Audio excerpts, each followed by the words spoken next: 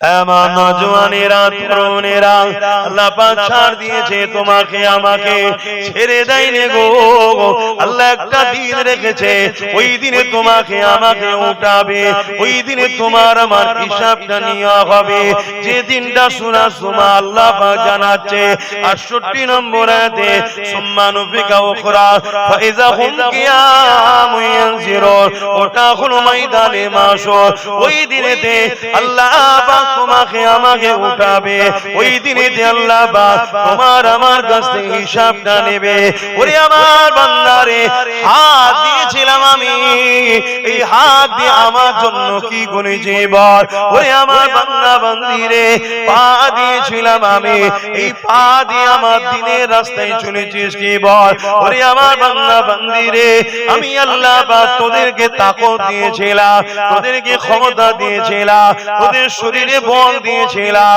বল বান্দা আমি আল্লাহ আমার দিনের জন্য ক্ষমতাকে কাজে লাগিয়েছিলিস কি বল এ যুবকেরা তরুণেরা বাপেরা মনে রাখবেন আল্লাহ ছাড় দিয়েছে বলে তোমাকে আমাকে ছেড়ে দিয়েছে এটা মনে করো না আল্লাহ একটা দিন রেখেছে ওই দিনে তোমার আমার হিসাবটা নেবে বান্দা আমার দিয়ে হাত দিয়ে এই জন্য দিয়েছিলাম গরিবদেরকে সাহায্য করবে আমি আল্লাহ হাত দিয়েছিলাম হালাল ইনকাম করবে আমি আল্লাহ হাত দিয়েছিলাম এতিম গরিব মিসকিন বিধবার সাহায্য করবে আমি আল্লাহ হাত দিয়েছিলাম এই হাত দিয়ে আমার কোরআনকে ধরবি আমি আল্লাহ হাত দিয়েছিলাম এই হাত দিয়ে আমি আল্লাহ আমার কাছে তোদের প্রয়োজনের জন্য দোয়া চাইবে ওরে আমার বান্দা বান্দিরে আমি আল্লাহ হাত তোদেরকে দিয়েছি মসজিদ বানাবার জন্য আমি আল্লাহ হাত দিয়েছি মসজিদের দুশমনদের বিরুদ্ধে লড়াই করার জন্য আমি আল্লাহ হাত দিয়েছি মাদ্রাসা বানাবার জন্য আমি আল্লাহ হাত দিয়েছি মাদ্রাসা যারা মিটাতে আসবে তাদের বিরুদ্ধে লড়াই করার জন্য আমি আল্লাহ হাত দিয়েছিলাম এরে আমার বান্দা বান্দিরে ইনসাফ নাই সত্য ইসলামের ঝান্ডাকে ধরবি তা না করে বান্দা তোরা আমার দিয়ে হাত দিয়ে ইসলামের দুশমনদের ঝান্ডাকে বইছে আজকে দিনে তোদেরকে বাঁচাবার কে আছে বল কি জবাব দেব সেদিন আমার কথা মাইকার আওয়াজে বুঝতে পারছেন আমি সবাইকে জিজ্ঞেস করছি বুঝতে পারছেন ভাবো ভাবো ভাবো এই জন্যই তো মাহফিল গুলো করা হয় যে ভুল হয়ে যায় আলোচনা করো বারবার শুনে শুনে যদি পরিবর্তন হয় গতকালকেই আমি এখান থেকে যাচ্ছি তোমরা সম্ভবত গজলের কোন অনুষ্ঠান দেখেছো আমি জানি না কারা গজল গাইতে এসেছিল তবে এটা জানি গজলের নামে ইসলামকে ধ্বংস করতে একদল লোক আবার নেমেছে গতকাল কি কারা ছিল আমি জানি না কেন আমি তো রানিং এ যাই কথা বুঝা একটু দেরি হয়ে গেলে নইনটি ছেড়ে দেবে ঝাড়ে পড়ে যাবো তাই নেবে খাওয়া দাওয়ার কোনো খেয়াল থাকে না তাড়াতাড়ি ঘুমোতে হবে রেস্ট নিতে হবে ফজর বেলা উঠতে হবে আল্লাহ দিয়েছে আল্লাহ মিটিয়েও দিতে পারে তাহলে আল্লাহকে তো স্মরণ রাখতে হবে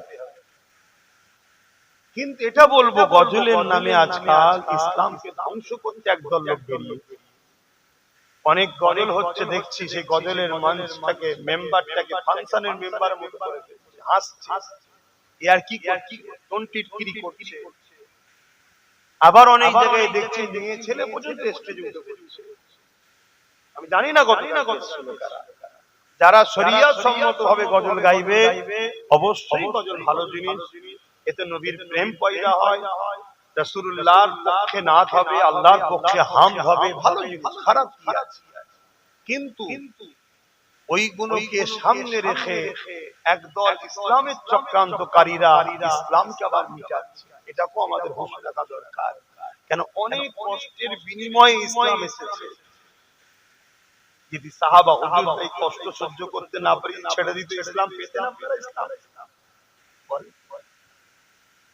তারা জীবন পর্যন্ত দিয়েছে কিন্তু ইসলাম ছাড়া তাদের সন্তান এতিম হয়েছে তাদের পরিবার বিধবা হয়েছে মা সন্তান হারা হয়েছে এই ইসলামের জন্য। আজকে সেই ইসলামকে খেলা করলাম। ইসলামের যদি উপকার করতে নাও পারে মাথায় তো রাখা দরকার আমার দ্বারা ক্ষতি না হয়। জলসা মাহফিল যদি দিতে নাও পারি কমসে কম জলসা দিয়ে যেন ইসলাম বিরোধী কাজ না করে ফেলি, এটাও তো মাথায় রাখা দরকার। কারণ আজকাল অনেক জায়গায় জলসা হয় মেলার মতো, বিভিন্ন ফাংশন, দোকান, লাগতদুন্না, মনোহারি, আরো কি না বসে, অনেক জায়গায় হয় না। এটা কি ইসলামের উপকার হচ্ছে মনে হয়? অবাধে ছেলে মেয়ে একসাথে ঘুরছে, চোখের জেনা, কানের জেনা, নফসের জেনা, কত জেনা হচ্ছে না? তাহলে ধর্ম জেনা শিখায় না, জেনা থেকে রুকায়। ধর্মের নামে যদি জেনা করা তাহলে আল্লাহ ছেড়ে দেবে? কি গো বলবেন তো ছেড়ে দেবে? তাতে মনে হয় জলসা যদি নাও দিত মনে হয় ধরা অনেক কষ্টের বিনিময়ে ইসলাম। এমনও দিন গেছে আল্লাহ নবী তিন দিন পেরে পাথর বেঁধে কাটিয়েছে।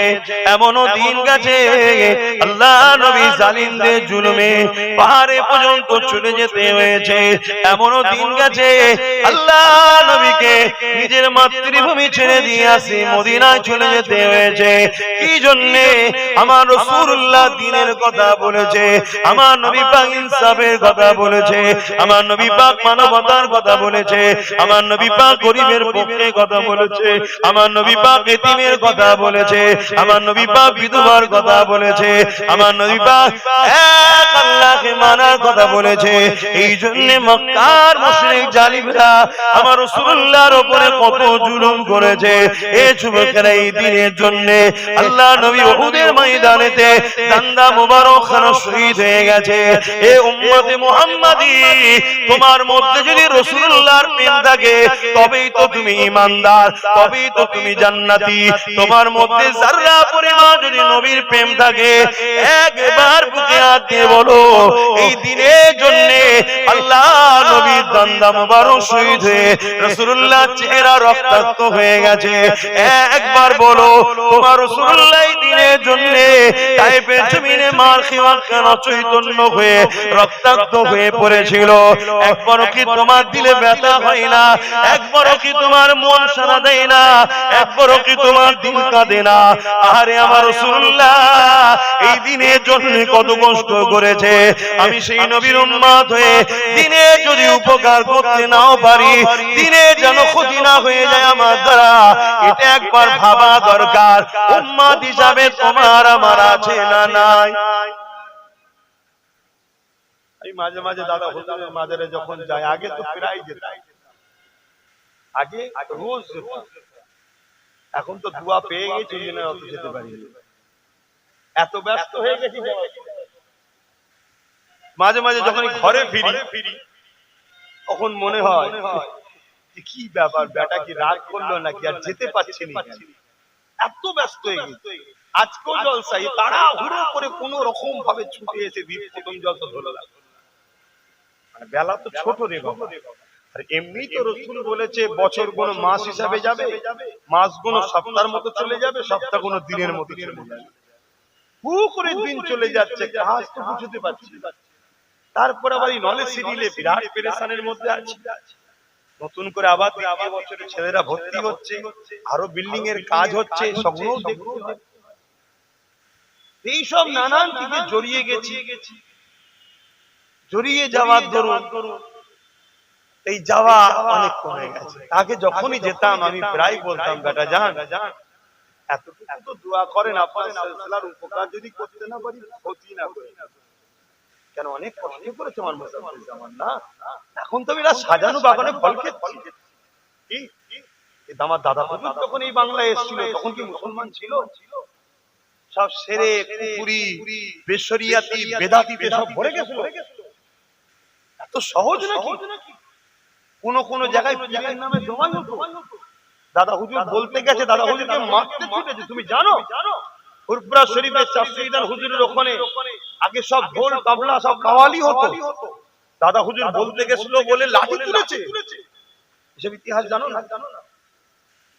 ওই অবস্থায় দাদা হুজুর রহমাতুল্লাহ আলাইহি আস্তে আস্তে পিছচ্ছে, ওরা আগাচ্ছে। ওই অবস্থায় হুজুর ঘরে চলে এসেছে।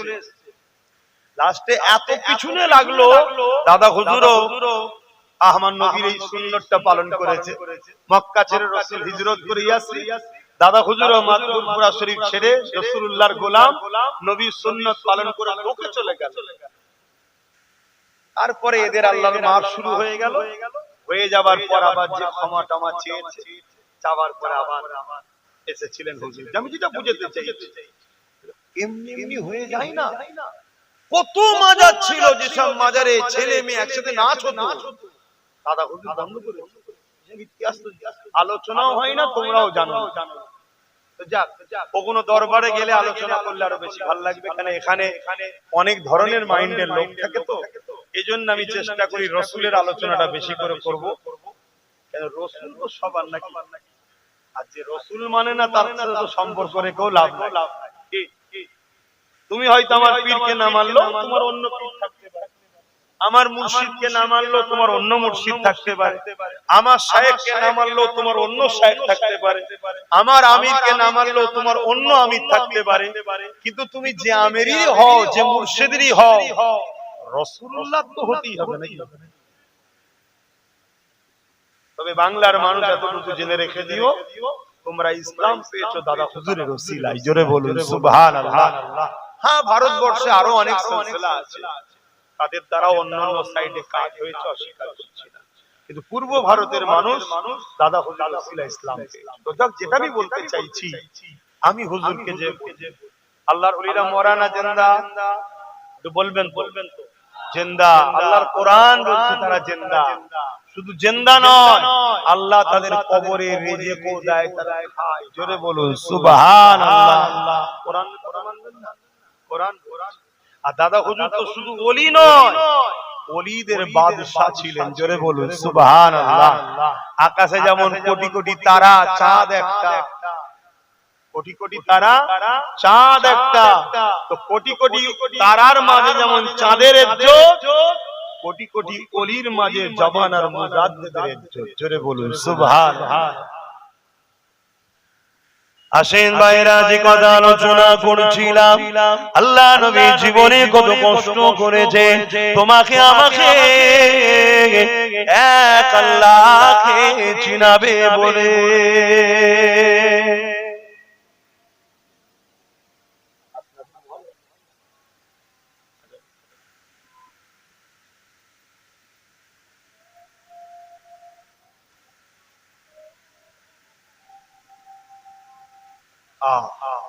এই যে আজান শুনছো, কাল এটা শুনতে পাবে না। তোমার আমার গাফলতির জন্য, তোমার আমার ভুলের জন্য। দুশমনকে দোষ পরে দেবো, আগে নিজের মধ্যে দেখো।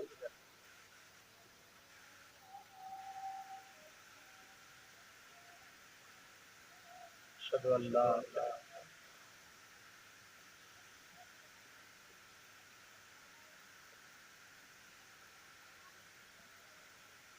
সাল্লাল্লাহু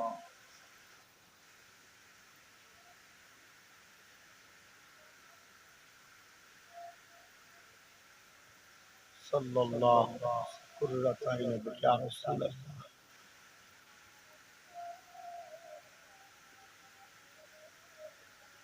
লা হাওলা ওয়ালা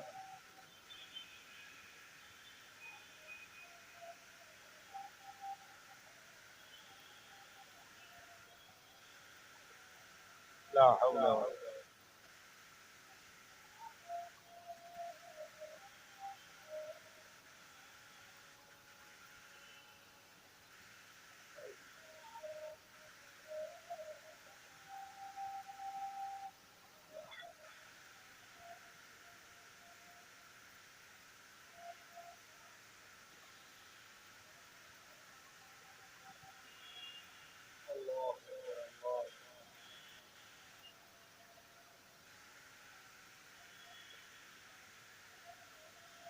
اللهم رب هذه الدعوة التامة والصلاة والسلام محمد الوسيلة الفضيلة درجة رب ورسول مقام محمد الذي وارزقنا الشفاعة إنك لا تخلف. درود شریف اللهم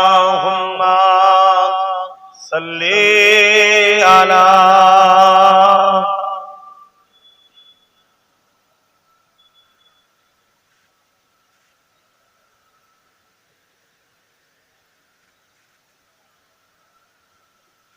रातें भी मदीने की बातें भी मदीने की रातें भी मदीने की बातें भी मदीने की जीने में ये जीना है क्या बात है जीने की अरसा हो तैबा की जिस गलियों से गुजरे अरसा हो तैबा की जिस गलियों से गुजरे इस वक्त भी गलियों से खुशबू है पसीने की आरो जोरे बोलो आरो जोरे बोलो नारी देवे আল্লাহ কত মহান আল্লাহু আকবার আল্লাহ তিনি যিনি সবথেকে মহান সবথেকে বড় কত বড় তিনি তিনার বন্ধুকে এত নিয়ামত আলা বানিয়েছে যে আমার নবীর শরীরের ঘাম থেকে মুশকে আম্বারের থেকেও বেশি খুশবু বেরোতো জোরে বলুন সুবহানাল্লাহ 1450-1500 বছর কম বেশি হলো আমার রাসূল মক্কা মদিনা তায়েফে যেসব রাস্তা অলিতে গলিতে ঘুরেছে আজও সেখানে গেলে আমার রাসূলুল্লাহর পাসিনার খুশবু পাওয়া যায় জোরে বলুন সুবহানাল্লাহ আল্লাহু আকবার কি নিয়ামত আল্লাহ तारीफ के लायक जब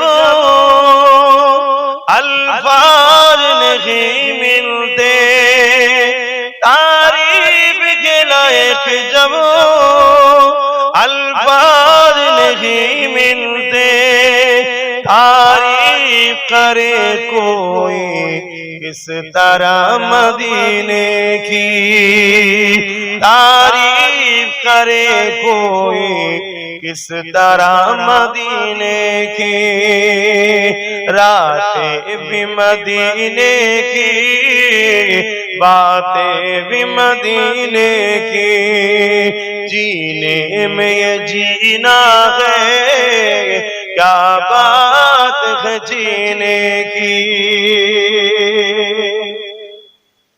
ओ अपनी निगाहों से दीवाना बनाते हैं वो अपनी निगाहों से मस्ताना बनाते हैं जहमत भी नहीं देते मैं खार को पीने की जहमत भी नहीं देते मैं खार को पीने की रातें भी मदीने की बातें भी मदीने की जीने में ये जीना है क्या बात है जीने की अल्लाहुम्मा सल्ली अला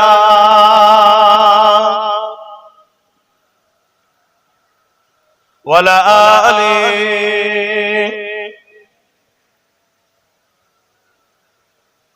मुसलमान घरे ছেলে মেয়েরা তরুণেরা বাপেরা এ নওজওয়ানেরা আল্লাহ নবীকে কতটা ভালোবেসেছে তিনাদের দিকে শিক্ষা নার মুহাব্বতকে বলে এ নওজওয়ানেরা আল্লাহ নবীর সাহাবী হযরত খুবাইব রাদিয়াল্লাহু তাআলা হুজুরকে খ্রিস্টান বাদশারা বন্দী করলো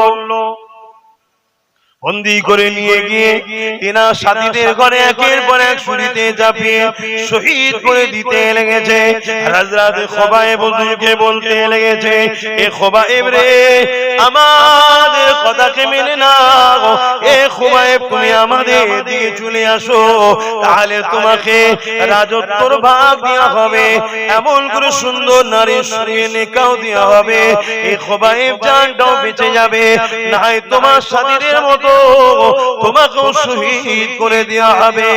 আল্লাহ নবীর সাহাবী হযরত খুবাইব রাদিয়াল্লাহু তাআলা কেমন ঈমান ছিল, কেমন রাসূলুল্লাহর উপরে মহব্বত ছিল, কেমন আল্লাহকে প্যার করেছিল। হযরত খুবাইব হুজুর বলতে লাগলে, এই জালিম খ্রিস্টান বাদশা শুধু রেখে দে, আমরা মুহাম্মদ রাসূলুল্লাহর গোলাম, আমরা মুহাম্মদ রাসূলকে মাননেওয়ালা, আমরা আমাদের জীবন দেয়া পছন্দ করি, আল্লাহ ও রাসূলকে ছাড়া পছন্দ করি না।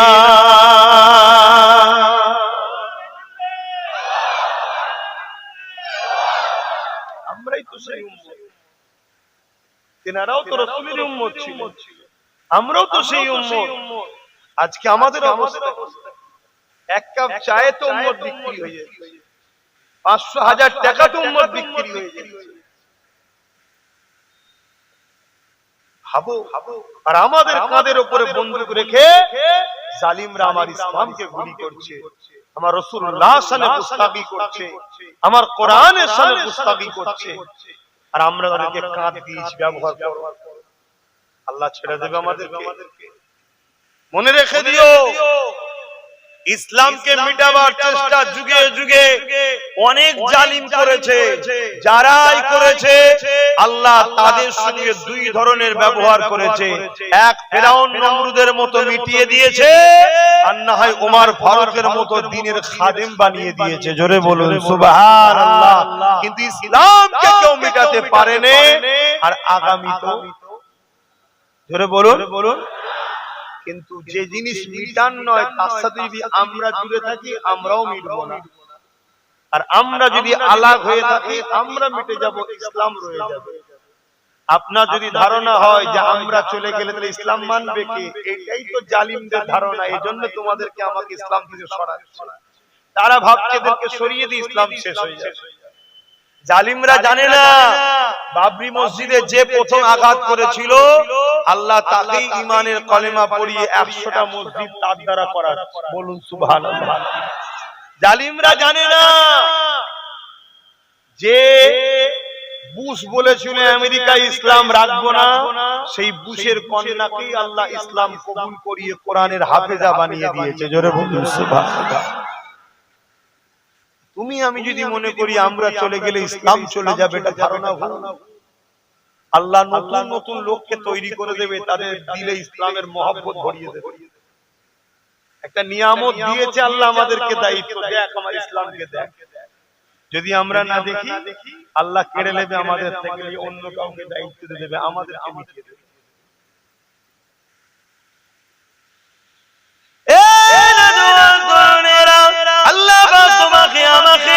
এই জমিনের উপরে পাঠিয়েছে খলিফা করে প্রতিনিধিত্ব করার জন্য। তোমার আমার কাজ হলো আল্লাহর জমিনে আল্লাহকে সিজদা যেমন দেব, এই জমিনের উপরে অন্যায় দেখলে তার বিরুদ্ধে লড়াই করব, এই জমিনের উপরে রোজা রাখবো, এই জমিনের উপরে এতিমদের উপরে কেউ জুলুম করলে এতিমদের পক্ষে দাঁড়িয়ে জালিমদের বিরুদ্ধে লড়াই করব। তোমার আমার কাজ হলো মালদা যদি আল্লাহ করে কাবা শরীফে গিয়ে যেমন হাজির হয়ে আসবো, তেমনই ঠিক এই জমিনের উপরে নারীদের উপরে কেউ জুলুম করলে তাদের বিরুদ্ধে লড়াই করে নারীদেরকে আজাদ করে দেব। এটাও আল্লাহ আমাদেরকে ডিউটি দিয়েছে। মনে রাখবেন, কুনতুম খায়রা উম্মাতিন উখরিজাত লিন-নাস তা'মুরুনা বিল মা'রুফ ওয়া তানহাউনা আনিল মুনকার। আল্লাহ পাক আমাদেরকে দুটো কাজ দিয়েছে, শুধু ভালো কাজ করার কথা বলেনি, আল্লাহ পাক বলেছে অন্যায়কে মিটিয়ে দাও, নাই কাজ ভালো কাজ করো। একদিকে যেমন ভালো কাজ করতে হবে, অপর দিকে অন্যায়কে মিটাতে হবে। এই দুটো কাজ আল্লাহ আমাদেরকে দিয়েছে। কেউ যদি ভালো কাজ করে, অন্যায় বিরোধী না করে, কিয়ামতের দিনে আল্লাহ বাবুকে নাজাত দেবে না গো। কেন? অন্যায় করা, অন্যায় বিরোধী না করা, চুপ থাকা অন্যায় দেখে মূলত অন্যায়কেই সাপোর্ট করা। যদি অন্যায় বিরোধী না করা যদি দিনের কাজ হতো, ভালো কাজ করলেই শুধু কামিয়াবি হয়ে যেত, তাহলে ইমামে হুসাইন পাকের মতো তিনার কি দরকার ছিল জালিম এজিদের বিরোধী করা? এ নওজওয়ানেরা, দিনকে বুঝতে শেখো। আল্লাহ আমাদেরকে দুটো কাজ দিয়েছে। এই জমিনের উপরে আল্লাহ আমাদেরকে শ্রেষ্ঠ উম্মত করেছে, খায়রুল উম্মাহ, শ্রেষ্ঠ উম্মত করেছে। কেননা আমাদের কাজ হলো অন্যায়কে মিটিয়ে আল্লাহর জমিনে নাই প্রতিষ্ঠিত করা। এটা কি আমার রাসূল করেন? আমার নবী লড়াই করেছে না করেন? ধর্মের বিরুদ্ধে। আমার নবী কোন ধর্মের বিরুদ্ধে লড়াই করেছে? জালিমরা ধর্মের বিরুদ্ধে লড়াই করে, আমার নবী কোন ধর্মের বিরুদ্ধে লড়াই করে? আমার নবী জালিমদের বিরুদ্ধে লড়াই করেছে, মুসলিমদের হয়ে। আর মুসলিমের কি ধর্ম ছিল ওটা আমার রাসূল দেখেনি। মুসলিমের পাশে দাঁড়িয়েছে। মুসলিম আমার নবীর মানবতা, সততা, ইনসানিয়াত, ইনসাফ দেখে তারা আমার রাসূলের উপরে ফিদা হয়েছে। আখলাক, চরিত্র দেখে রাসূলুল্লাহকে সত্য মেনে নিয়ে ঈমানের কালেমা বলে ইসলাম কবুল করেছে। জোরে বলুন সুবহানাল্লাহ।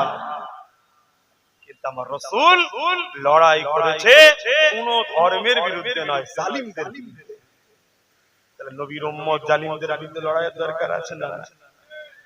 লড়াই করি না জালিমের সাথে? যারা জালিমের সাথ দাও কত বড় অন্যায় কাজ।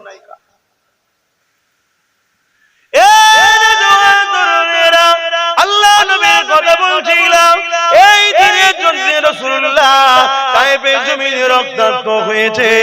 এই দিনের জন্য রাসূলুল্লাহ মাতৃভূমি মক্কা ছেড়ে দিয়ে ইয়াসরিব মদিনায় চলে যেতে হয়েছে।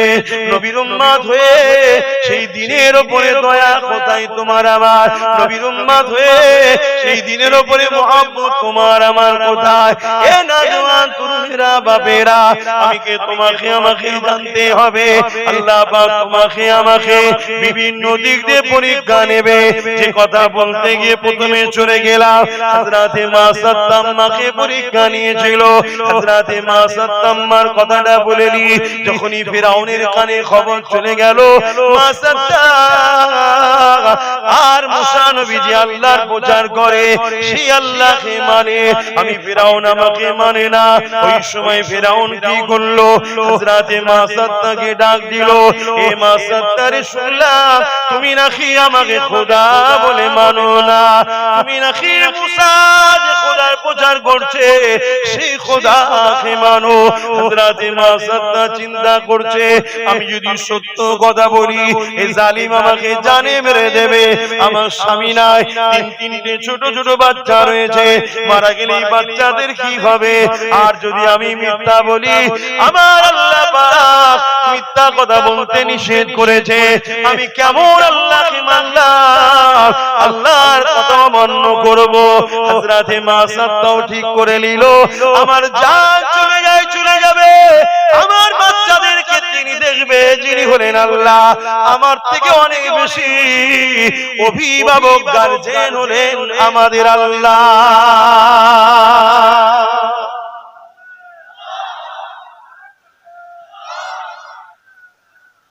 একমত নাকি? বাপের থেকে অনেক বেশি বড় গার্জেন, অনেক বড় গার্জেন আল্লাহ না? জোরে বলুন। হযরতে আজরাইল আলাইহিস সালামকে আল্লাহ জিজ্ঞেস করেছিল, আজরাইল, তোমাকে তো আমি জান কবজের ডিউটিটা দিয়েছি, তোমার জান কবজ করতে গিয়ে তোমার লাইফে এমন কি কোনো ঘটনা ঘটেছে যেটা তোমার জন্য খুব কষ্টদায়ক ও আফসোস হয়েছিল? হযরতে আজরাইল আলাইহিস সালাম বলছে, আল্লাহ, দুবার আমার বড় আফসোস হয়েছিল। বড় কষ্ট হয়েছিল। কোন কোন সময়? বলছে আল্লাহ, বিশাল তুফানে ঘর বাড়ি ভেঙে চলে যাচ্ছে, বন্যা স্রোতে। ওই সময় আপনার এক বান্দী গর্ভে সন্তান ছিল, একেবারে টাইম হয়েছে সন্তান হবার, ব্যথা উঠেছে, সেও পানির স্রোতে ভেসে যেতে যেতে একটা কাঠকে আপনি সাহারা করে দিয়েছিলেন, ওই কাঠটাকে ধরে সেই স্রোতে ভেসে ভেসে যাচ্ছিল। এমন সময় ওই অবস্থাতেই ওই বান্দির সন্তান হয়, তাকে আপনি ক্ষমতা দেন। সে মা এক হাতে কাঠ ধরেছে, এক হাতে নিজের নবজাত পোষ্যওয়ালা সন্তানকে হাতে করে নিয়ে ওই কাঠের উপরে শুইয়ে দিয়ে এই অবস্থায় ভেসে ভেসে যাচ্ছিল। আর আপনি বলেছিলেন আজরাইল, ওই মাটার জানটা কবজ করুন। হায় আমার আল্লাহ, তোমার পরীক্ষা বোঝে কে? তোমার পরীক্ষা বোঝে কে? আল্লাহ, আমার তখন খুব কষ্ট হয়েছিল, কিন্তু আপনার হুকুম, আপনি যেটাই করেন ভালোর জন্য করেন, আমরা বুঝি না। জানটা কবজ করে নিলাম। ওই অবস্থায় বাচ্চা পানিতে ভেসে চলে গেল। আল্লাহ বলছে আজরাইল, সেই বাচ্চার খবর কি তুমি জানো? বলছে না আল্লাহ, আমি জানি না। সে বাচ্চা কি বেঁচে আছে তুমি জানো? না আল্লাহ, জানি না। তা বলো দ্বিতীয় কি হয়েছে কষ্ট? বলছে সাদ্দাত অনেক স্বপ্ন নিয়ে আপনার সঙ্গে পাল্লা নিয়ে জান্নাত তৈরি করেছিল, আপনার সঙ্গে পাল্লা নিয়ে জান্নাত করেছিল, সমস্ত ধন দৌলত লাগিয়ে জান্নাতকে সাজিয়েছে, ঘোড়ার পিঠে চেপে বা জান্নাতে যাচ্ছে, ঢুকবে। এমন সময় ঘোড়ার প্রথম পাটা জান্নাতের ভেতরে ঢুকেছে, মানে সাদ্দাতের বানানো। আপনি বলেছেন আজরাইল, দ্বিতীয় পা জান্নাতের ভেতরে ঢোকার আগে ওর জানটা কবজ কর। আমার বড় আফসোস হয়েছিল, এত সব করে বলল, শয়তানটা দেখা হবে না জান্নাতটা। আমি ওই অবস্থায় তার জান কবজ করেছি। আল্লাহ বলল আজরাইল, মায়ের জানটা কবজ করেছি আমি। সেই বাচ্চা কোথায় তুমি জানো না। ওই তুফানের মধ্যে ওই বাচ্চাটাকে আমি আল্লাহ নিজের কুদরতি ক্ষমতা দিয়ে তাকে বাঁচিয়েছি, তাকে বড় করেছি এবং পৃথিবীর শক্তিশালী রাজা বানিয়েছি, যার নাম হলো ওই সাদ্দাত। ওকে আমি মা করে নিয়েছি, কিন্তু ওই প্লাবন থেকে আমি বাঁচিয়েছি, ওকে আমি বড় করেছি, ওকে আমি এত বড় করেছি, পৃথিবীর ধন দৌলত ওর কদমে দিয়েছি, ওকে রাজত্ব দিয়েছি, কিন্তু বদমাইশ আবার আমারই বিরুদ্ধে গেছে। শুনছেন? আমার আল্লাহ তিনি যদি ওই মুহূর্তে একটা সন্তানকে বাঁচিয়ে বড় করে লালন পালন করে তাকে রাজাও বানাতে পারে, সেই আল্লাহ কি আমাদের বাচ্চাদের জন্য অভিভাবক গার্জেন হিসেবে উপযুক্ত নয়? জোরে বলো। আমাদের আব্বাজান হযরত ইব্রাহিম আলাইহিস সালাম যখন আম্মাজান হাজেরা হুজুর আর ইসমাইল আলাইহিস সালামকে সেই মরুভূমি যেটা আজকে মক্কা, ওই জায়গায় যখন রেখে আসে, তখন কাবা ছিল না, কোন লোকালয় ঘর ছিল, শুধু মরুভূমি, বালি আর কাঁটাযুক্ত গাছ, পানি ছিল না, খাবার ছিল না, লোক ছিল না। ওই সময় যখন ইসমাইল আলাইহিস সালামকে ছেড়ে দিয়ে, হযরতে আম্মা হাজেরা হুজুরকে ছেড়ে দিয়ে যখন ইব্রাহিম নবী চলে আসছে, আম্মা হাজেরা জিজ্ঞেস করেছিল, আমার প্রাণের স্বামী আপনি যাচ্ছেন কোথায়? ইব্রাহিম আলাইহিস সালাম বলেছিলেন, হাজেরা তুমি আর বাচ্চা এখানে থাকবে, আমি চলে যাচ্ছি। আম্মা হাজেরা বলেছিলেন, এটা আপনার ইচ্ছা না আল্লাহর হুকুম। দেখেন নেকবখত নারী কারা হয়, এটা আপনার ইচ্ছা না আল্লাহর হুকুম। ইব্রাহিম আলাইহিস সালাম বলেছিলেন, আল্লাহর ইচ্ছা এটা যে আপনাকে আর ইসমাইলকে এখানে রেখে যেতে হবে। আম্মা হাজেরা তখন কি বলেছিলেন? আপনি যান নিশ্চিন্তায়, যখন জেনে গেছি আল্লাহর হুকুম, আপনার থেকে অনেক বেশি সাহায্যকারী যিনি তিনি হলেন আল্লাহ। জোরে বলুন সুবহানাল্লাহ, আরো জোরে বলুন সুবহানাল্লাহ। আম্মা মা সাত্তাও বলছে যে আমি মিথ্যা বলবো না। এ বাচ্চাদেরকে সাহায্য যিনি করবেন তিনি কে? হযরত আম্মা জান মা সাত্তা যখন বলল, এ ফিরাউন রে, যা শুনেছেন সত্য শুনেছেন, লা ইলাহা ইল্লাল্লাহ, মুসা কালিমাতুল্লাহ, মুসা নবীর কথা মেনে নিয়েছি, আল্লাহকে আল্লাহ বলে মেনে নিয়েছে। এ ফিরাউন, আমি মা সাত্তা আপনাকে বলি, আপনিও সেই আল্লাহর উপর ঈমান নিয়ে আসেন যিনি আপনাকে রাজত্ব দিয়েছে। ফিরাউন রেগে লাল হয়ে গেল। ফিরাউন সৈন্যদেরকে হুকুম করে দিল, একটা বিশাল কড়া জোগাড় করো, ওই কড়াতে তেল দাও এবং তলাতে আগুন জ্বালিয়ে দাও। তেল দেয়া হয়ে গেল, আগুন জ্বালিয়ে দেয়া হয়ে গেল, কড়াতে টকবক টকবক করে ফুটতে লেগেছে। এ যুবক, কত পরীক্ষা হয়েছে, কত কষ্টের পর ইসলাম এসেছে। দেখো গো, ওই ইসলামকে তুমি আমি আজ নিজে হাতে করে মিটিয়ে দিতে লেগেছে। আল্লাহকে ভয় করো গো, কেন কিয়ামতের দিন তোমাকে আমাকে উঠতে হবে, যে দিনেতে কোনো বাপ ছেলের হবে না, ছেলে বাপের হবে না, মা মেয়ের হবে না, মেয়ে মায়ের হবে না, অর্থাৎ চিনো না চিনার ভান করে থাকবে। যে কিয়ামতের দিনে এমনও বাপ পাওয়া যাবে, নিজের ছেলেকে জমিনে শুইয়ে দিয়ে তার বুকের উপরে পা দিয়ে দাঁড়িয়ে যাবে। কিয়ামতের দিনে এমনও মা পাওয়া যাবে, নিজের মেয়েকে জমিনে শুইয়ে দিয়ে তার বুকের উপরে পা দিয়ে দাঁড়িয়ে যাবে। কিয়ামতের দিন এমনও ছেলে মেয়ে পাওয়া যাবে, নিজের জনম দুঃখিনী মা, জনমদাতা বাপকে জমিনে শুইয়ে দিয়ে তার বুকের উপরে পা দিয়ে দাঁড়িয়ে যাবে। সাহাবা হুজুররা বলতে লাগলেন, ইয়া রাসূলুল্লাহ, হাবিবাল্লাহ, এই রকমটা কেন হবে?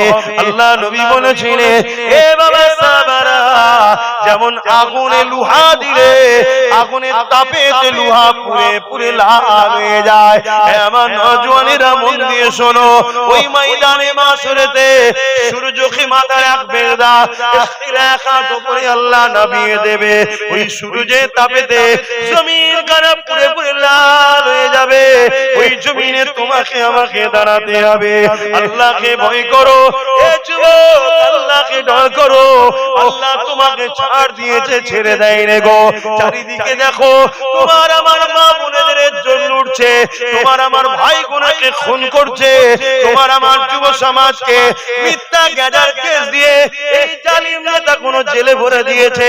এত কিছু করার পরে আজকে এই জালিমেরা আমার ওয়াকফকে নিয়ে নিতে চাইছে, আমার মসজিদকে ভেঙে দিচ্ছে, আমার মাদ্রাসাকে ভেঙে দিচ্ছে, আমার কবরস্থানকে ভেঙে দিচ্ছে, আমার ঈদগাহকে দখল করে নিচ্ছে।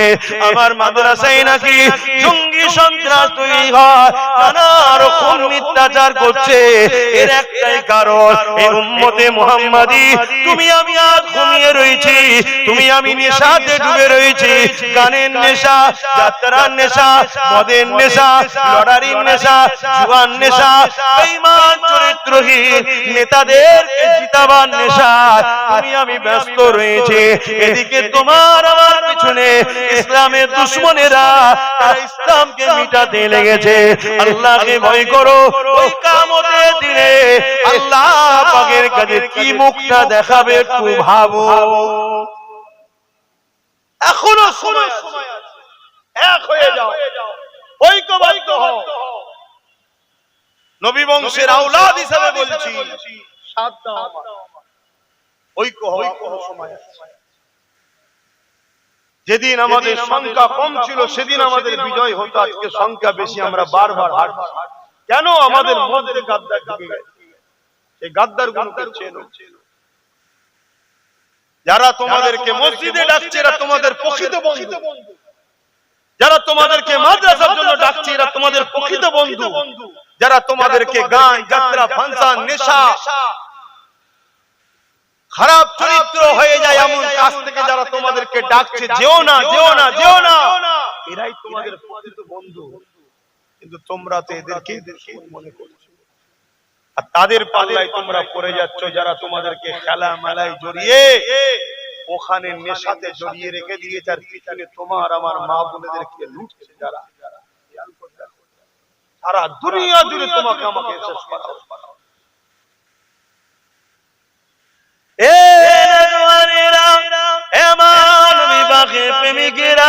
ময়দানে মাশরুতে এত ভয়ানক হবে, আল্লাহ পাক হযরত জিবরাইল আলাইহিস সালামকে বলবে, এ জিবরাইল আমার জাহান্নামকে নিয়ে এসে আমার আরশে বাপাশে বেঁধে দাও।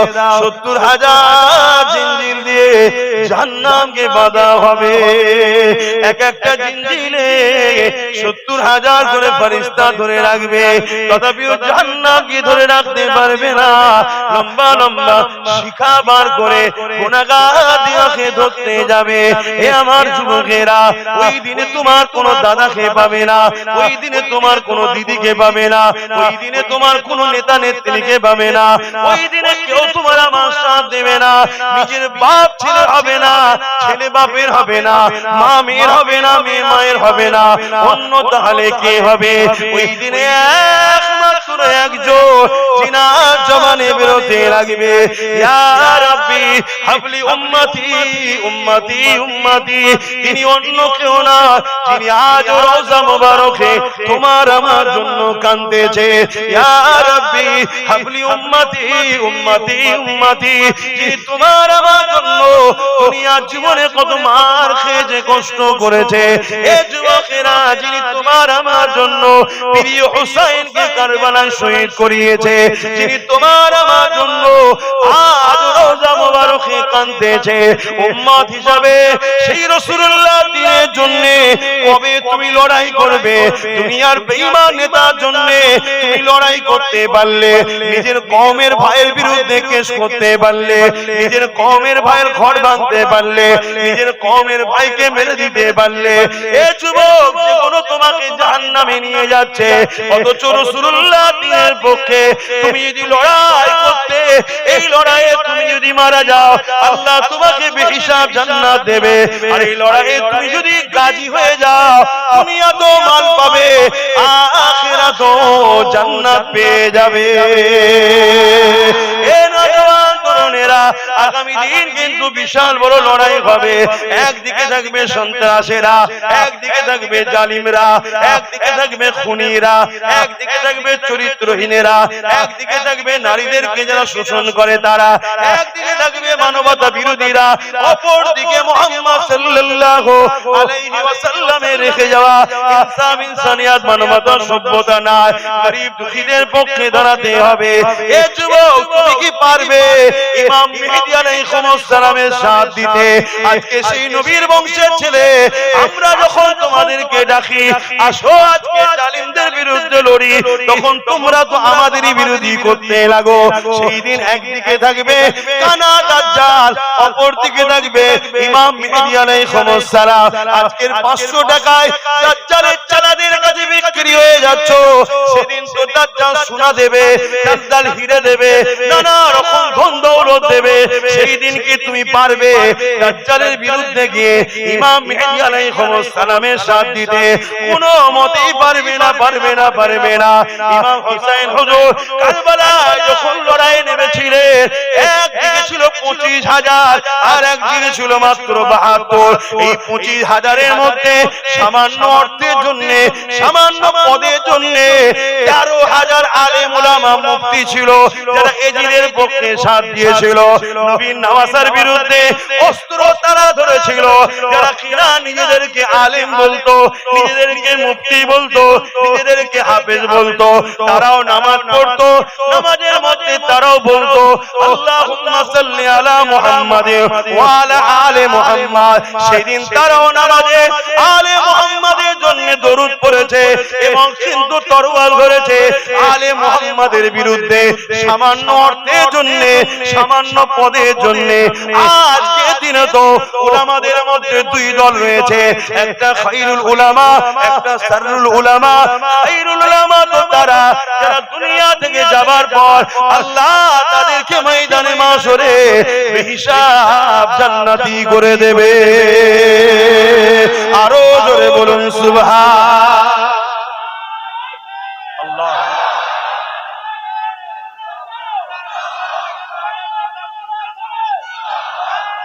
আল্লাহ আজকেও সেই দুনিয়াদার আলেম আছে, আজকেও এজিদ আছে না? আমরা মনে করি কারবালা সেই দিন শুরু হয়েছে, না, সেই দিন কারবালার স্টার্টিং করেছেন ইমাম হোসেন পাক, আর কারবালার আখেরি ময়দান হবে ইমাম মেহেদী আলাইহিস সালামের নেতৃত্বে। বিজয় আমাদেরই হয়, জোরে বলুন সুবহানাল্লাহ। সেদিন স্টার্টিং হয়েছে, বিজয় শেষ, আখেরি ময়দান হবে ইমাম মেহেদী আলাইহিস সালামের নেতৃত্বে। এই এর বীজখানে কত ছোট ছোট কারবালা হয়ে আজকেও চলছে। আজকে এজিদ আছে না? এজিদ তো একটা জালিমের নাম, অত্যাচারীর নাম, স্বৈরাচারীর নাম, বদমাইশের নাম, শরাবীর নাম, চরিত্রহীনের নাম এজিদ। আজকে যারা এই রকম যারা শাসক, এরা আজকের এজিদ। কথা বুঝছেন না? তা আজকের এজিদের পক্ষ উলামা আছে, এজিদের বিরুদ্ধেও উলামা আছে। আজকে এজিদের পক্ষ মুসলমান আছে, এজিদের বিরুদ্ধেও মুসলমান আছে। দুই মুসলমান এক নয়, একটু বুঝতে হবে ভাই। যুবকরা বোঝো, সময় চলে গেছে, টাইম এখন ঘোড়ার থেকে আগে ছুটে। বেঁধে রাখার তো লাইন, হ্যাঁ, টাইমকে বেঁধে রাখা যায়? হ্যাঁ যায়। আমার রাসূল পাক সাল্লাল্লাহু আলাইহি সাল্লাম যখন মিরাজে গিয়েছিলেন, টাইম কিন্তু ওই জায়গায় রয়ে গিয়েছিল। যদি বলুন সুবহানাল্লাহ। जान है मेरा नबी जहान की, बोलिए सुभान अल्लाह। जान है मेरा नबी জাহান কি। যখন জানি থাকে না তো জাহান চলবে না। এই যে ঘড়ি, এই ঘড়ির মধ্যে কাঁটা আছে তিনটে, আরো অনেক রকম মেশিন পত্র আছে, সব আছে, কিন্তু ব্যাটারি যদি না থাকে চলবে? ধরুন চলতে চলতে ঘড়িটা 7:35 এসেছে আর ব্যাটারিটা বার করে নেওয়া হয়েছে, কোন জায়গায় দাঁড়িয়ে থাকবে? 7টা। ব্যাটারি যখন লাগানো হবে চালু হবে কোন জায়গা থেকে? 7:35। আমার রাসূল যখন দুনিয়ার জগৎ থেকে বেরিয়ে চলে গেলেন, যেটা যেখানে দাঁড়াবার টাইম সব দাঁড়িয়ে গেল। কেন? মূলটা জমিন থেকে জান চলে গেছে। কথা বুঝে আসছে? আবার রাসূল যেই আসলেন ওই টাইম থেকে আবার শুরু হলো। জোরে বলুন সুবহানাল্লাহ। কি নিয়ামত করেছে যুবক, সেই নবীকে ভালোবাসে, পিয়ার। আর যারা নবীকে ভালোবেসেছে তারা নবীর জন্য সব কুরবান করেছে, জানটাও কুরবান করে দিয়েছে। কি মহব্বতের কথা আমরা বলি! মহব্বত যারা করেছে হযরত আবু বকর সিদ্দিক রাদিয়াল্লাহু তাআলা সেই সময়ে আমার রাসূল পাক সাল্লাল্লাহু আলাইহি সাল্লামের কদম মোবারকে দ্বীনের জন্য, ইসলামের জন্য, রাসূলের জন্য 400 কোটি টাকা দান করেছে ইসলামের জন্য। ভাবতে পারছেন? আজকে হলে একটা দুটো দেশ কিনে লিয়া যাবে, কি যাবে না? যাবে। আর আমার কওমেরই অনেক ভাই সেই সিদ্দিক আকবরের আওলাদ ঘরে আবার ভিখারির বাচ্চা বলছে, আছে না? অনেকে তো আবার রাসূলুল্লাহ দেয়া নবীদের ঘরেও ভিখারির বাচ্চা বলে ফেলছে। বলুন নাউযুবিল্লাহ। অসুবিধা হচ্ছে? আবেরানো জওয়ানেরা মন দিয়ে শুনেন, পরিবর্তন হন। আল্লাহ পাক এখনো নিঃশ্বাস চালু রেখেছে, তওবা করে নেন, পরিবর্তন হয়ে যায়। বাকি যতদিন বাঁচবেন এই আকীদায় বাঁচেন, আমি রাসূলুল্লাহর দ্বীনের পাহারাদার হয়ে বাঁচবো।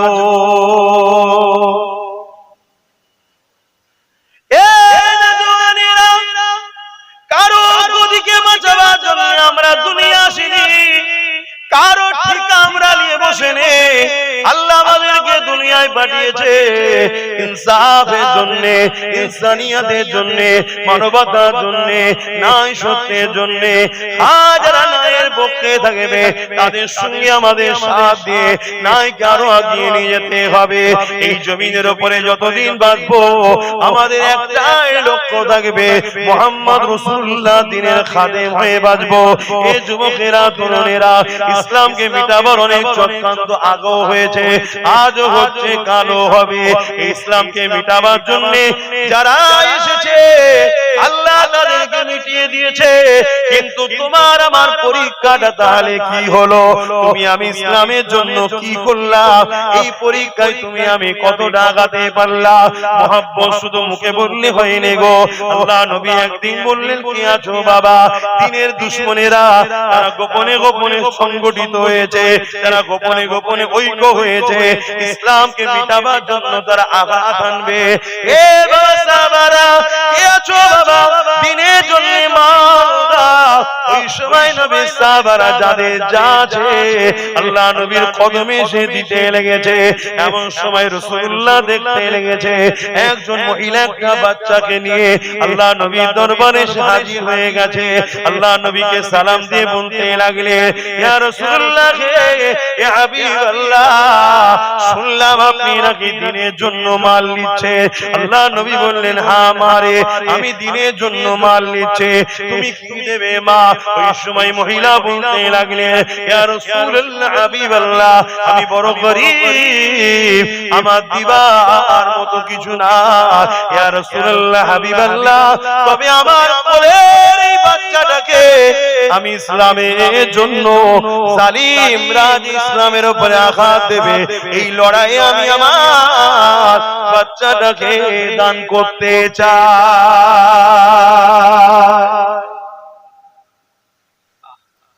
আজকের মায়েরা কি বলে, বাবা যাস না ঝামেলায়, হ্যাঁ? অথচ এলাকার যখন জালিম নেতাটাকে কোনো মা বলে নাকি যাস না? কি গো, যখন দিনের জন্য, ইনসাফের জন্য, মানবতার জন্য ডাকা হয়, নবী বংশের আওলাদ ডাকে, আলেমে হাক্কানীরা ডাকে, তখন মায়েরা অনেকে বলে না, বলে না, যাস না বাবা ঝামেলা, কেস খেয়ে যাবি।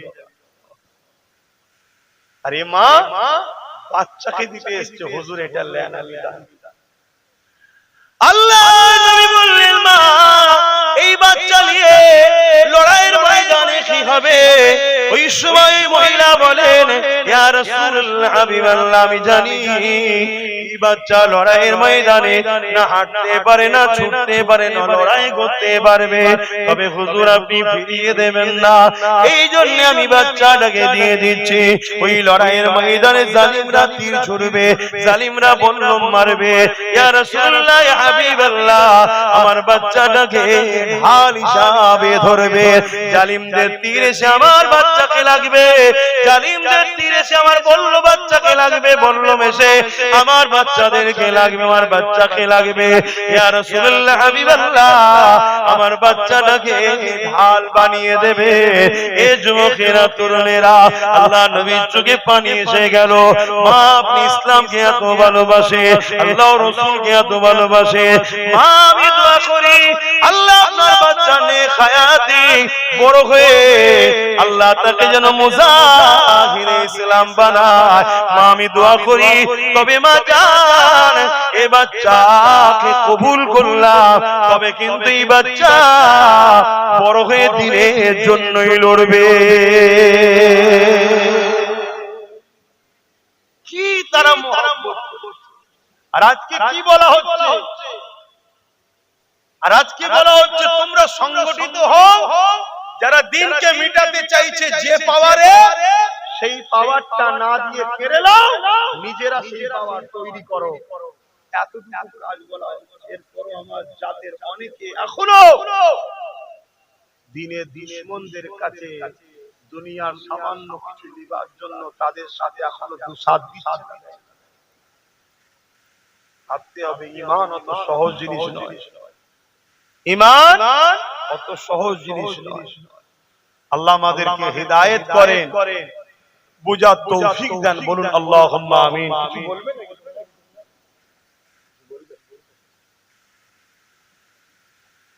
তো যাই হোক ভাই, সময় তো হুম করে চলে যাচ্ছে, সালাম পড়াবো, আর একটা তারপরে একটা জরুরি কথা আলোচনা করব। আসেন সকলে একটু সালাম পড়ে লিয়া নবী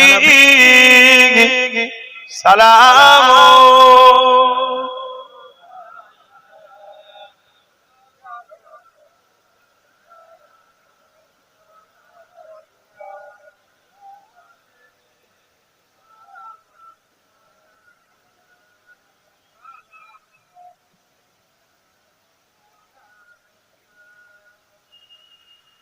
পরিল আল্লাহ আরো বাণী পোহালো দুঃখে এ রজনী